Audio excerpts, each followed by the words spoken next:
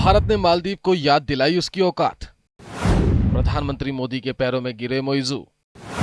भारत ने पलटा चीन का गंदा खेल। मालदीव एक ऐसा देश जिसकी मदद के लिए भारत ने ना जाने क्या क्या नहीं किया, लेकिन पिछले साल मोहम्मद मोइजू के राष्ट्रपति बनने के साथ ही वहां भारत की पीठ में छुरा घोंपा जाने लगा। भारत ने फिर भी मालदीव को छोटा भाई समझ माफ कर दिया, लेकिन जब इन्होंने हमारे प्रधानमंत्री मोदी को टारगेट करना शुरू किया तो किसी भी भारतीय को बर्दाश्त नहीं हुआ और हर किसी ने भारत के टुकड़ों पर पल रहे मालदीव को बॉयकॉट करना शुरू कर दिया।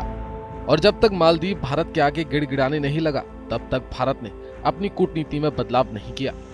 हालातों में सुधार आता देख विदेश मंत्री एस जयशंकर की 9 से 11 अगस्त के बीच मालदीव की यात्रा बेहद सार्थक रही। इतना ही नहीं, राष्ट्रपति मोइजू ने भारत को अपना एक बेहद करीबी दोस्त भी बताया। चीन के लिए यह झटका है।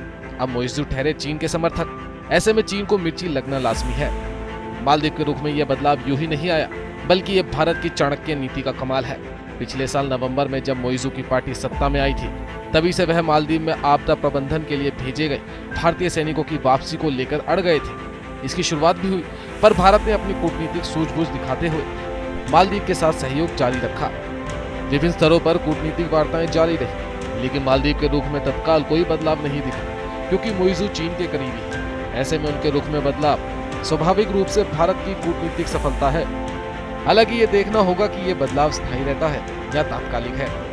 मालदीव को बड़ा झटका तब लगा जब मोदी लक्षद्वीप गए और उसके बाद मालदीव जाने वाले पर्यटकों की संख्या में 38% की गिरावट आई। इससे मालदीव की अर्थव्यवस्था भी खराब होने लगी, क्योंकि पर्यटन उसके राजस्व का मुख्य जरिया है।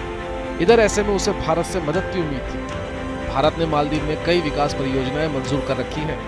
यदि उसे वापस ले लिया गया तो उनके लिए मुश्किलें बढ़ जाएंगी। इसलिए भारत से दोस्ती करना मोइजू के लिए मजबूरी बन गई है। Bureau report, news India.